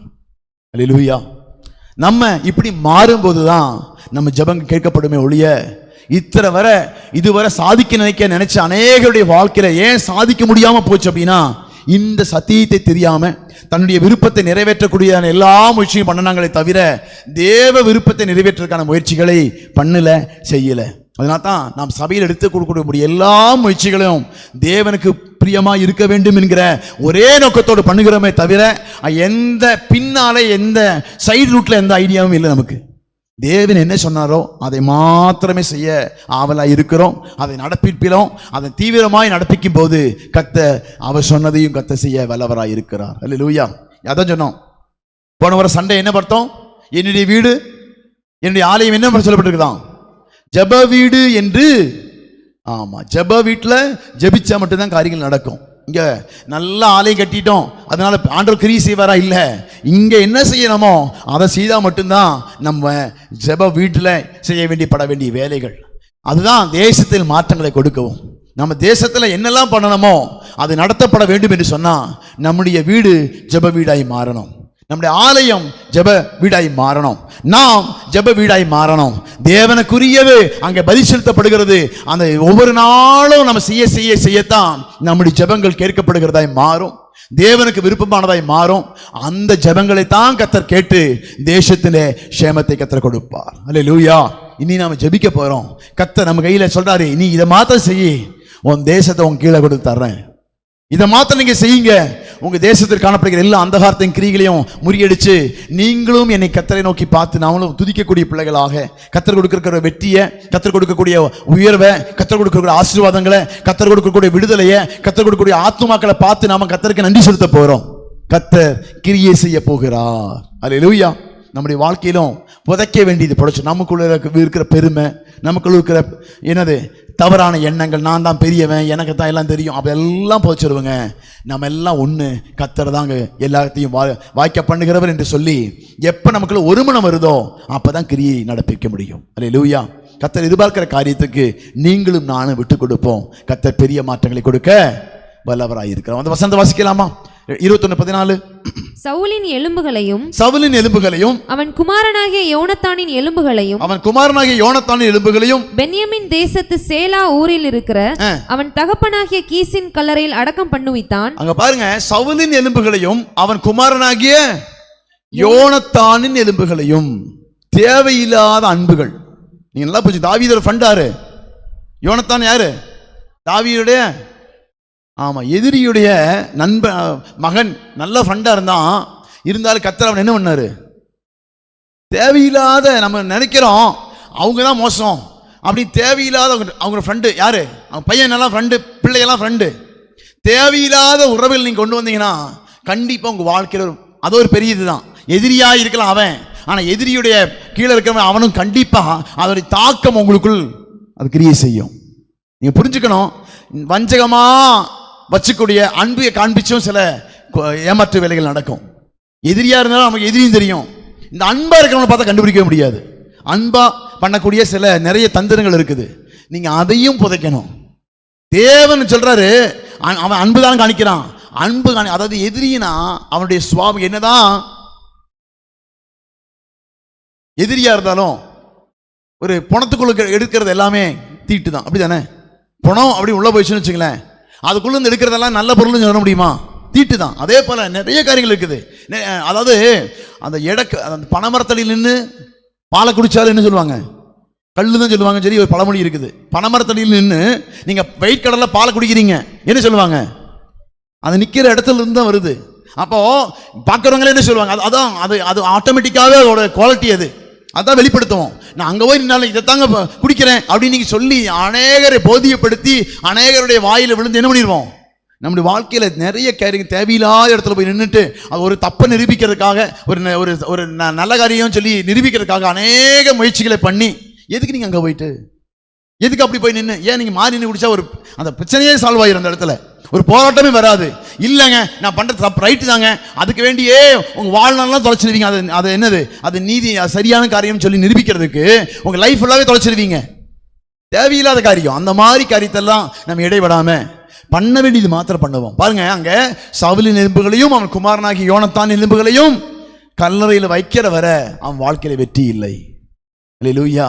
அப்ப நம்ம வாழ்க்கையில வெற்றி பெற வேண்டும் என்று சொன்னா தேவ சத்தத்திற்கு கீழ்ப்படிய வேண்டும், ராஜாவுடைய கட்டளைக்கு கீழ்ப்படிய வேண்டும். இரண்டாவது, எந்த ராஜாவுடைய கட்டளை கீழ்ப்படிய வேண்டும்? தேவனை விட்டு பிரிக்கிற பழைய மனுஷனுடைய ராஜாவுடைய கட்டளையா, தேவன் பக்கம் சேர்க்கக்கூடிய புதிய ராஜாவின் கட்டளையா என்று பார்க்கும்போது, சவுலின் கட்டளையா தாவீதின் கட்டளை என்று பார்க்கும்போது, தாவீதின் கட்டளைக்கு கீழ்ப்படுகிறான் ஜனங்கள் மத்தியில் தான் கர்த்தர் கிரியை செய்தார். தேவனுக்கு பிரியமான காரியத்தை செய்யக்கூடிய தாவீதின் கட்டளையை அவர் நிறைவேற்றினார்கள். அந்த ராஜாவின் கட்டளை நிறைவேற்றின போது தேவன் அந்த தேசத்துக்காய் செய்யப்பட்ட வேண்டுதலை கேட்டறினார், எல்லா எதிரிகளையும் முறியடித்தார். அந்த தேசத்துக்கே ஒரு பெரிய மாற்றம். 5 ராட்சச பிறவிகள், 5ல் 1 தான் போயிருக்கு. நீ 4 அங்க ஆடிட்டு இருக்குது. 4 இன்னும் ஆதிக்கம் செலுத்தி கொண்டிருக்கிறது. 4 இது வல்லமையாய் கிரியை செய்து கொண்டிருக்கிறது. முடியாத சூழ்நிலை. கர்த்தர் இறங்கி பதில் கொடுக்கிறார். அந்த தேசத்துல பெரிய ஒரு ஆசீர்வாதம், அந்த தேசத்துக்கு பெரிய ஒரு விடுதலை. இதுவரை போராடி போராடி போராடி என்னெல்லாம் மேற்கொண்டு இருந்தாங்களோ எல்லாவற்றையும் கர்த்தர் அந்த ஒரு கீழ்ப்படிதலினால எல்லாவற்றையும் முறியடித்தார். அல்லேலூயா. அப்ப நம்முடைய வாழ்க்கையில கீழ்ப்படியறதுக்கு நாம ஆயத்தமா இருந்தா ஜெயம் எடுக்கிறதுக்கு நீங்க ரெடியா இருக்கீங்க. நம்ம கீழ்ப்படிய நீங்க ஆயத்தமா இருந்தீங்க அப்படின்னா ஜெயம் எடுக்கிறதுக்கும் ரெடியா இருங்க. அதுதான் உண்மை, அதுதான் உண்மை. நாம கீழ்ப்படிய ஆரம்பிப்போம், கர்த்தர் ஜெயத்தை கொடுக்க வல்லவராய் இருக்கிறார். நம்முடைய தேசத்துக்காக இப்படிப்பட்ட ஜெபங்களை ஏறெடுக்க போகிறோம். அல்லேலூயா. நம்ம தேசத்தில் இருக்கிறதுக்கு தான் நம்மளை வச்சிருக்காரு. நம்ம தேசத்தில் இருக்க அந்த காலத்தின் கிரிகளை முறியடிக்க வேண்டிய நம்முடைய கடமை. நீங்களும் நானும் ஒருமனப்படாம, நீங்களும் நானும் சரியாகாம இந்த தேசத்தில் இருக்கிற கிரிகளை முறியடிக்கப்படவே முடியாது. நாம் ஒருமனப்பட்டு ஜெபிக்க, நாம் தேவனுக்கு பிரியமான கட்டளைகளோடு கூட நாம் ஒருமனப்பட்டு ஜெபிக்க ஆரம்பிக்கும் போது கர்த்தர் நம் தேசத்தை நம்ம கையில் கொடுப்பார் என்பதில் 100% நான் நம்புறேன்.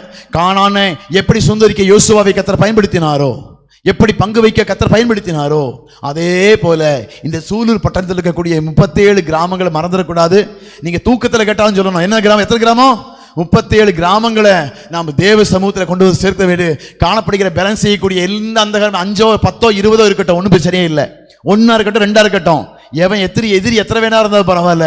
நீங்களும் நானும் ஒருமனப்பட்டா நாம் அந்த தேசத்தில் காணப்படுகிற எல்லா எதிரிகளையும் முறியடிச்சு இந்த தேசத்தின் தேவனை திருப்பக்கூடிய பிள்ளைகளாய் மாறும். தேசத்தை தேவனுக்காய் திருப்பக்கூடிய பிள்ளைகளாய் மாறுவோம். கர்த்தர் உதவி செய்வார்.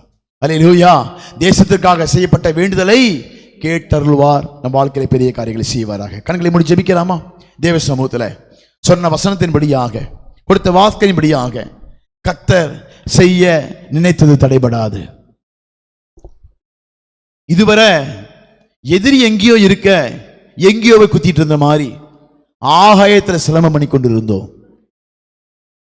எப்படி ஜெபம் பண்ணணும் தெரியாம ஜெபம் பண்ணிட்டு இருந்தோம். இன்னும் புதைக்க வேண்டியது புதைக்காம, ஒரு புதைக்க வேண்டிய பொருளை புதைக்காம நீங்க பண்ணனீங்கன்னா அது நாட்டம் எடுத்துக்கொண்டே தான் இருக்கும். அதனால தான் ஞானஸ்தானத்தில் எல்லாத்தையும் புதைப்பதற்கு அடையாளமாகத்தான் நாம் ஞானஸ்தானம் எடுக்கிறோம். பழைய மனுஷனுக்குரிய எல்லாவற்றையும் அடக்கம் பண்ணி நீதிக்கு பிழைப்பது போல தண்ணியிலிருந்து எழும்புறோம்.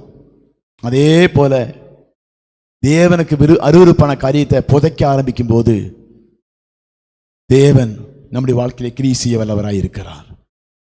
ஜெபங்கள் கேட்கப்படுகிறதாய் மாறும்.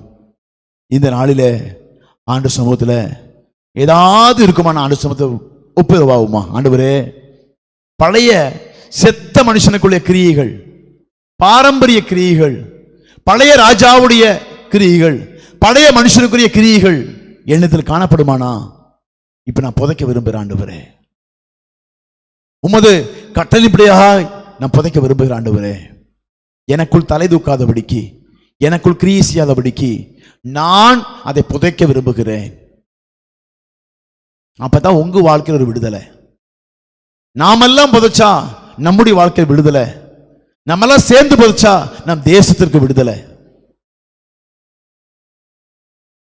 நீங்க புதைச்சீங்கன்னா உங்களுக்கு விடுதலை, நாமெல்லாம் புதைச்சா தேசத்துக்கு விடுதலை.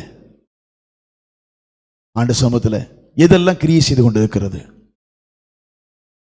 இன்னும் கீழ்ப்படிய முடியாம, இன்னும் தேவ கட்டளை நிறைவேற்ற முடியாம, பழைய மனுஷனுக்குரிய அந்த அந்த சுபாவத்தை வெளிப்படுத்தி கொண்டே இருக்கிறோம். அவனை திருப்திப்படுத்தும்படியான காரியங்களை செய்து கொண்டே இருக்கிறோம்.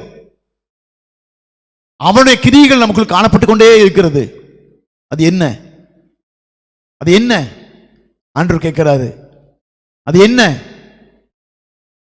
அது ஆண்டவர்கிட்ட ஒப்பு கொடுக்க போறோம். இல்லப்பா, இதுவரை கிரியை செய்திருக்கலாம், இனிமேல் கிரியை செய்ய வேண்டாப்பா, நான் அதை புதைக்க விரும்புகிறேன், அதை புதைக்க விரும்புகிறேன்.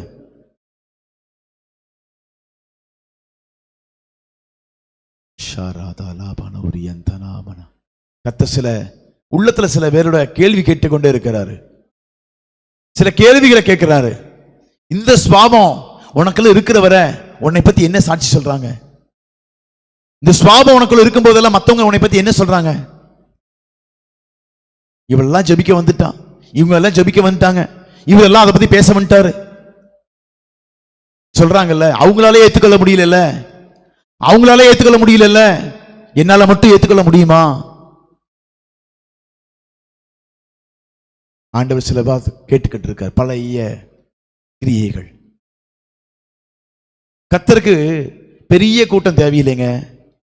தேவ சமூகத்தில் வைராக்கியம் வைக்கக்கூடிய ஒரு நபர் இருந்தா போதும்.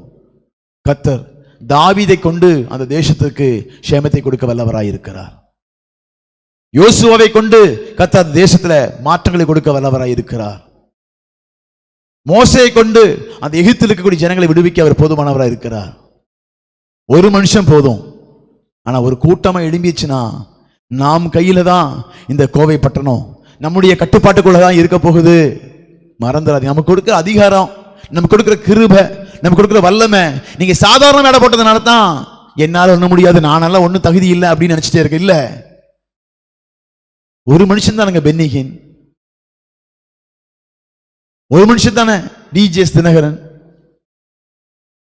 எவ்வளவு பெரிய தாக்கத்தை உண்டாக்கி இருக்காங்க உலகத்துல. பாலியாங்கிச்சோ எத்தனை பேர் இருக்கிறாங்க. ஒரு மனுஷன் இன்னைக்கு பேர் எவ்வளவு பிரஸ்தாபப்படுத்தி இருக்காரு. நம்முடைய எல்லைகளை நம்மளே குறுக்கி கொண்டு இருக்க கூடாதுங்க. நம்ம மேல வச்சிருக்க திட்டம் எப்படி மாறும் அப்படின்னா, நாம அவருடைய விருப்பத்தை நிறைவேற்றக்கூடிய பிள்ளைகளாய் இருக்கும் போது நம்மை கொண்டு வச்சிருக்க திட்டங்கள் பெரிதா இருக்கும். நீங்க குறுகிய எண்ணத்தோடு கூட இல்ல அப்படின்னு நினைச்சா அவரால் செய்ய முடியாது.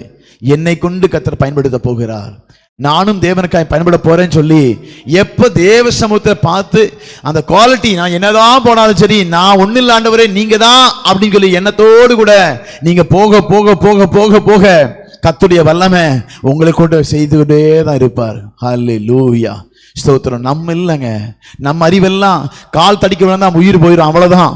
நம்முடைய பலனும் நம்ம உயிரும் கையில் இருக்கிறது எல்லாம் கர்த்தர் இந்த மகிமையான ஆலயமா மாத்தி வைக்கிறதுக்கு நோக்கமே அவர் நமக்குள்ள இருக்கிறது மட்டும்தான். நமக்குள்ள அவர் இருக்கிறதுனால மட்டும்தான் அந்த வார்த்தை அது உயிருள்ளதா மாறுது. நாம் சொன்னா வசனங்களுக்கு கீழ்ப்படி பிசாசின் அடுங்குகிறான். நாம் சொல்லும் போது அந்த காரியங்கள் எப்படி நடக்குது அப்படின்னா, நமக்குள்ள இருந்து கிரியை செய்கிற தேவன் ரீகா ராபா நௌரி அந்தலாபனா. நன்றி ஆண்டவர். ஆண்டவர் சமூகத்தில் அற்ப கொடுக்க போறோம், ஒப்பு கொடுக்க போறோம், சிந்தைகளை மாற்றப்பட போறோம், எஸ் எண்ணங்கள்ல மாற்றப்பட போறோம். கர்த்தர் உருவாக்கி கொண்டிருக்காரு, ஒரு சேனையா நம்ம உருவாக்கி கொண்டிருக்கிறாரு.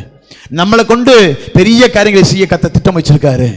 நம்ம உருவாகத்தான் அதன் வீரியங்கள் பெருக போகுது, அதன் ஆதிக்கங்கள் பெருக போகுது. நம்மை கர்த்தர் ஆமென் அவருக்கு பிரியமான பிள்ளைகளாய் மாற்றும் போதுதான் கிரியைகள் நடப்பிக்க போகுது. ரீமா நாதல கந்தலாபனா. நன்றி ஆண்டு சமுதிரம் கேட்க போறோம். என்ன மாற்றுங்க ஆண்டவரே, என்ன மாற்றுங்க. உமக்கு பிரியமில்லாதது எனக்குள்ள வெளிப்படக்கூடாது.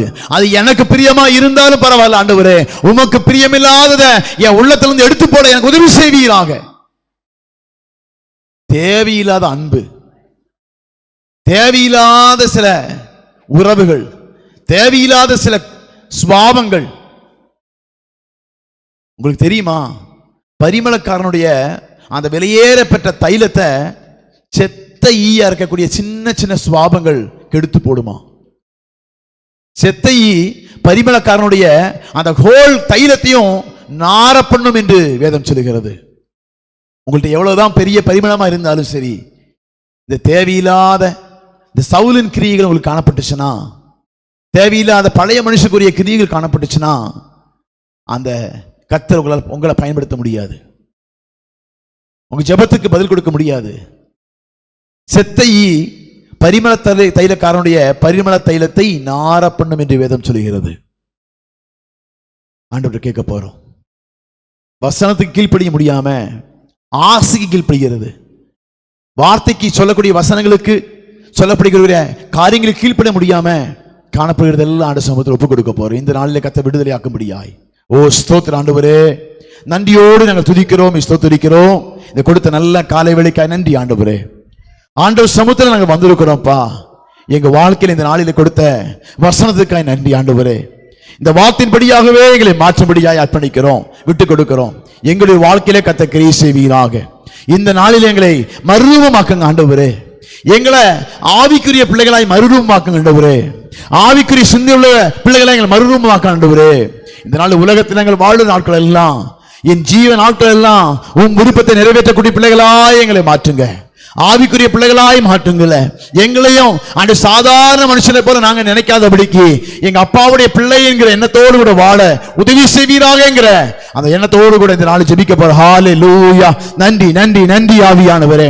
கர்த்தர் கொடுக்கிற அந்த விடுதலைக்கு நேராய் நம்ம வாஞ்சியோடு கூட ஜெபிக்க போறோம். நாம ஜெபிக்கிற ஜெபங்களுக்கு கர்த்தர் பதில் கொடுக்க போகிறார். இப்படிப்பட்ட ஜெபங்களை கர்த்தர் அங்கீகரிக்கும்படியாக. ஹல்லேலூயா. நல்ல தகப்பனே, இந்த மதிய வேளைக்காய் நன்றி செலுத்துகிறோம்ப்பா. ஆவியானவரே, நீ கொடுக்கிற அந்த விலையேற பெற்ற உன்னதமான அந்த விடுதலைக்காக நன்றி செலுத்துகிறோம் ஆண்டவரே. எங்களையும் நம்பி எங்க சமூகத்துல ஆண்டவரே கொண்டு வந்து சேர்த்தி எங்களுக்கு இந்த காரியத்தை சொல்லி கொடுத்திருக்கீங்கப்பா. அப்படிப்பட்ட பிள்ளைகளாய் மாற நாங்கள் விரும்புகிறோம், ஆசைப்படுகிறோம். எங்களை மாற்றுவீராக என்று சொல்லி நாங்கள் ஜெபிக்கிறோம்ப்பா. நன்றியோடு நாங்கள் துதிக்கிறோம், ஸ்தோத்திரிக்கிறோம். இந்த நாளிலும் தேவக்கரம் வெளிப்படுவதாக. இந்த நாளிலும் தேவ சித்தத்துக்கு விரோதமாய் செலவிடக்கூடிய மாம்சத்தின் எண்ணெய்கள் பேதுருவை போல அநேக இடங்களிலே ஆவிக்குரியவர்களாய் இருக்கிறோம். சில இடங்களிலே சாத்தானுடைய பிள்ளைகளாய் மாறி விடுகிறோம். இயேசு சொன்னாரு, அப்பாலே போ சாத்தானே. சிந்தையில வரக்கூடிய மாற்றங்கள், சிந்தையில வரக்கூடிய மாற்றங்கள், மாம்சத்தில் இருக்கக்கூடிய எண்ணங்கள், மாம்சத்தில் வரக்கூடிய கோபங்கள், மாம்சத்தில் வரக்கூடிய வார்த்தைகள் இயேசுவின் நாமத்தில் வெளியேறுவதாக. ஒவ்வொருவருடைய சிந்தையை ஆளுகை செய்வீராக. நிதானிக்கத்தக்கதாக உதவி செய்வீராக. என்ன பேச வேண்டும் என்பதை கர்த்தர் பிள்ளைகளுக்கு போதிப்பீராக. தேவையில்லாத வார்த்தைகள் இந்த வாயிலிருந்து வராதபடிக்கு இயேசுவின் நாமத்தில் கட்டிருக்கிறேன். தேவையில்லாத ஒன்றும் என் வாயிலிருந்து வராதபடி கர்த்தர் வாயிலுக்கு காவல் வைப்பீராக. ரீஷா ராதா லாபானூரி அதான் சொல்றாரு, என் வாய்க்கு காவல் வையும். தேவையில்லாத எதையும் பேசக்கூடாது. என் சிந்தைக்கு காவல் வையும். தேவையில்லாத சிந்திக்க கூடாது. தேவையில்லாத எண்ணங்களில் செயல்படக்கூடாது. தேவையில்லாத காரியத்தில் ஈடுபடக்கூடாது. என் சிந்தையை கட்டுங்க ஆண்டவரே, என் வாயை கட்டுங்க ஆண்டவரே, என் வார்த்தையில ஆண்டவரே காவல் வைப்பீராக. தேவனுக்கு பிரியமில்லாத வார்த்தை வாயிலிருந்து வரக்கூடாது. கோபப்படுத்துகிற வார்த்தையை வாயிலிருந்து வரக்கூடாது. இச்சிக்கிற வார்த்தையை வாயிலிருந்து வரக்கூடாது. அடுத்தவன் குறை சொல்கிற வார்த்தையை வாயிலிருந்து வரக்கூடாது. அடுத்தவனுக்கு விரோதமாக வாயிலிருந்து பேசக்கூடாது. அடுத்தவளை நான் ஆண்டவருக்காய் நடத்தக்கூடிய வார்த்தைகள் தான் என் வாயிலிருந்து வரணும். ரீகா ரபணவுர் யந்தலாபனா. துதிப்பதும் சபிப்பதும் ஒரே வாயில் வரக்கூடாது என்று வேதம் சொல்கிறது. துதித்தலும் சபித்தலும் ஒரே வாயிலிருந்து வரக்கூடாது என்று வேதம் சொல்கிறது. கர்த்தர் மாற்றினா மாறும், கர்த்தர் மாற்றினா அது மாறும். அநேகர் ஆவிக்குரியவர்களாய் மாற்ற, அநேகர்கள் ஜீவனை கொடுக்கிற வார்த்தைக்குள்ளிருந்து வெளிப்படும். கர்த்தர் மாற்ற விரும்புகிறார், கர்த்தர் மாற்ற விரும்புகிறார். அதைத்தான் பழைய மனுஷனுக்குரிய சுவாபம் ஒழிய போகுது. இந்த நாளிலே கர்த்தர் கொடுக்கிற சொல்ற வார்த்தை அதுதான். பழைய மனுஷனுக்குரிய சுவாபம் அது. அதை புதைக்க நாம் ஆயத்தமாக வேண்டும். ஆண்டவரே, தேவையில்லாத கோபப்படுத்துகிற வார்த்தை என்று வாயிலிருந்து எடுத்து போடுங்கப்பா. ஆண்டவரே, உமக்கு பிரியமில்லாத வார்த்தை தெரியும், தெரிஞ்ச போது சூழலை வரும்போது நான் பேசிடுறேன். எல்லா நேரங்களும் அமைதியை பேசக்கூடிய நாம் கோபம் வரும்போது, எரிச்சல் வரும்போது நம்ம இப்படிப்பட்ட வார்த்தைகளை பேசுறோம். இந்த சுபாவத்தை மாற்ற ஜெபிப்போம். கர்த்தர் கண்டிப்பா விடுதலை கொடுப்பாரு. ஏன்னா ஒவ்வொருவனும் மாற வேண்டும் என்று விருப்பத்தோடு ஏக்கத்தோடு பார்த்து கொண்டிருக்கிறார். இந்த நாளில் ஆண்டவரை பார்த்து, என் வார்த்தை மாறணும் ஆண்டவரே, என் பேச்சு மாறணும்ப்பா, என் சிந்தை மாறணும் ஆண்டவரே, என் பார்வை மாறணும் ஆண்டவரே, எனக்கு உமக்கு பிரியப்படுத்துகிற மாதிரியே மாத்திரம் எனக்கு வரணும் ஆண்டவரே, என்னை பிரியப்படுத்துகிற காரியங்கள் நான் வெறுக்க உதவி செய்வீராக. அதான் தன்னைத்தான் வெறுத்து தன் சிலுவை எடுத்துக்கொண்டு வர விரும்பினால் என்னை பின்பற்றி வர கடவன். தன்னைத்தான் வெறுக்கிறதாங்க சீஷத்துவம். தேவனுக்கு பிரியமா வாழ்கிற வாழ்க்கை தனக்கு பிரியமானதை வெறுக்கணும், தனக்கு லாபமானதை வெறுக்கணும். தேவனுக்கு பிரியமானதை செய்ய ஆரம்பிக்கும் போது அவர் நமக்கு பிரியமானதை செய்து நம்மை வாழ வைக்கிறவர். ஆண்டவர் சமூகத்துல தன்னைத்தான் வெறுக்காவிட்டால் யாரும் அவருக்கு சீஷனாக முடியாது, தேவனை திருப்திப்படுத்த முடியாதுங்க. நம்முடைய ஆசைக்கு எல்லையே இல்லை தெரியுமா? நம்முடைய ஆசைக்கு எல்லையே இல்லை. என்னதான் இருந்தாலும் பத்தாது, என்னதான் இருந்தாலும் பத்தாது. பணமா இருக்கட்டும், பொருளா இருக்கட்டும், சொத்துக்களா இருக்கட்டும். இன்னைக்கும் அதான் சொல்றேன், ஆசைய ஒரு மனுஷனுக்குள்ள வச்சிருக்கானா அது பிசாசுடைய கிரியை. இன்னைக்கு எவ்வளவு கோடி கோடியா சொத்தை சம்பாதிச்சாலும் ஆசை அடங்குதான்? எத்தனையோ லட்சம் கோடிகள் ஜனங்கள் இன்னைக்கு கோடி கோடிக்கா வச்சிருக்கிறாங்க, அவன் ஆசை அடங்குதா? அதான் சொல்றேன், இதெல்லாம் சத்துருவின் ஒரு தந்திரமான கிரியை. போதும் என்கிற மனதோடு கூடிய தேவ பக்தியே மிகுந்த ஆதாயம். வசனம் ஒரு நாள் பொய் சொல்லாதுங்க, வசனம் ஒரு நாள் பொய் சொல்லாது. தேவன் கொடுக்கிற அந்த உள்ளத்துல வந்துட்டார்னா அப்பா பார்த்துக்குவாரு. ஒண்ணுமே இல்லைன்னா அப்பா பார்த்துக்குவாரு, அப்பா நடத்துவாரு. நான் கரம் பிடிச்சிருக்கிறது யாரும் தெரியுமா? அந்த எண்ணத்தோடு கூட நடப்போம். கர்த்தர் ஏற்ற காலங்களிலே கொடுத்து கொண்டே இருப்பார். ஆண்டவரை பார்த்து கேட்க போறோம். ஆண்டவரை பார்த்து கேட்க, என்ன பார்த்துங்க அப்பா, உண்மை போல என்ன மாத்துங்க ஆண்டவரே. மாற விரும்புகிறார். அதனால தான் ஏசப்பாவுடைய விருப்பத்தை பிதாவாகி தேவன் ஏன் நிறைவேற்றார்னா, என் விருப்பம் எல்லாம் ஆண்டவரே, என்னுடைய ஆசையின்படியா அல்ல, எனக்கு அதெல்லாம் விருப்பம் இல்லை, நான் சாகக்கூடாதுன்னு நான் விரும்புறேன், ஆனாலும் என் சுத்தம் அல்ல ஆண்டவரே, உம்முடைய விருப்பத்தின்படியே ஆக கடவுள் என்று இயேசு எப்ப கையெழுத்தாரோ கர்த்தர் ஜெயமாய் மாறினார், ஜெயமாய் மாற்றினார். ஏசப்பாவுக்கே அந்த நிலைமைனா உங்களுக்கு எனக்கும் அந்த நிலைமைக்கு தான் வந்தாகணும். என்னுடைய விருப்பம் அல்ல ஆண்டவரே, என்னுடைய சித்தம் அல்ல ஆண்டவரே, உன் விருப்பத்துக்கு நேராக என்னை அர்ப்பணிக்க விரும்புகிறேன். தேவையில்லாத எல்லாத்தையும் எடுத்து நான் புதைக்க விரும்புகிறேன்.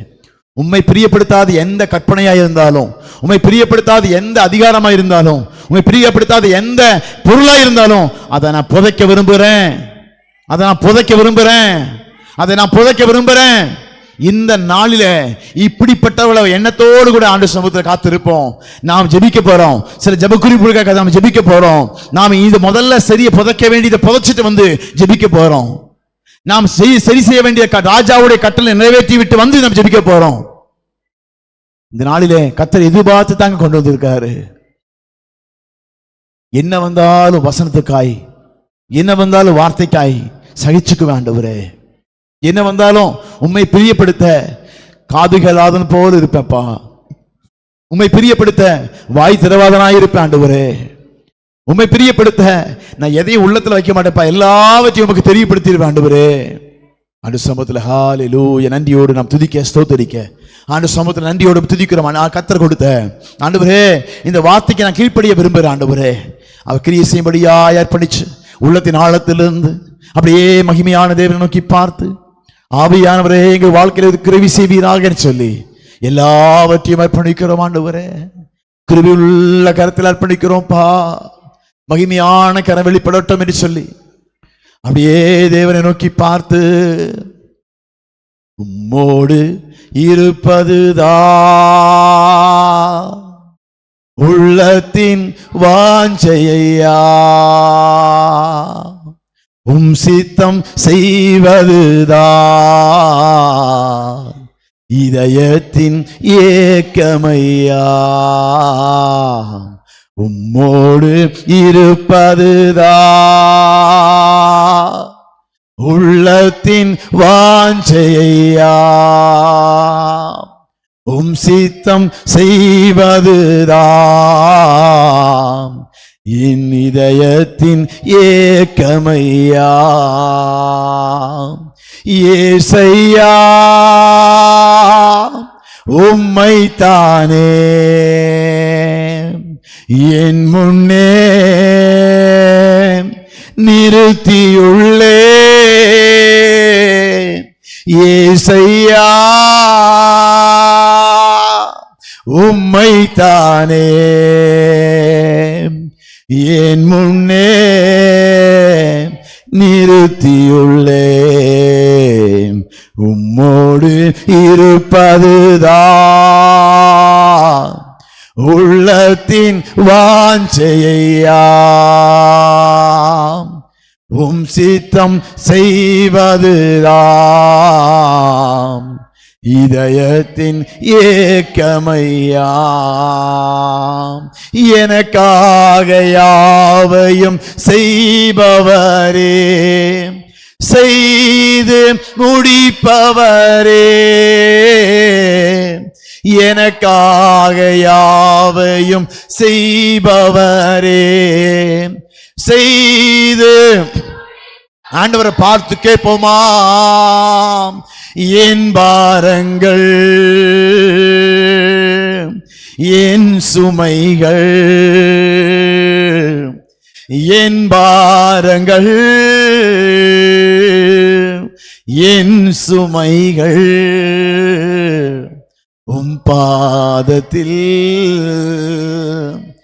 இறக்கி வைத்தே. எல்லாம் பாரமா இருக்கிறதெல்லாம் உம் பாதத்தில் இறக்கி வைத்தே.